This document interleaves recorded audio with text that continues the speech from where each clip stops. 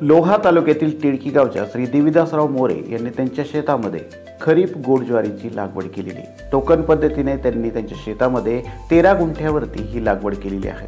ही लागवड केल्यानंतर 8 ते 10 दिवसांनी त्यांनी त्यांच्या गोड ज्वारीमध्ये चिकट सापळे, कामगन सापळे व पक्षी थांबे तर लावलेलेच आहेत। त्याचबरोबर त्यांनी त्यांच्या शेतामध्ये फिश मिल ट्रॅप सुद्धा लावलेले आहेत। हे फिश मिल ट्रॅप खोड माशीचा प्रादुर्भाव कमी करण्यासाठी किंवा खोड माशीला नियंत्रणात आणण्यासाठी महत्त्वाची भूमिका बजावतात। आता हा फिश मिल ट्रॅप नेमका कसा तयार करायचा हे त्यांनी अतिशय सोप्या भाषेत सांगितलंय। जाणून घेऊयात त्यांच्याकडूनच।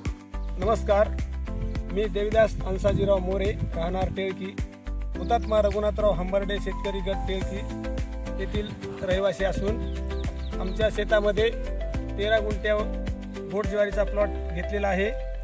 त्यामध्ये फिश मिल ट्रॅप आम्ही तयार करत आहोत।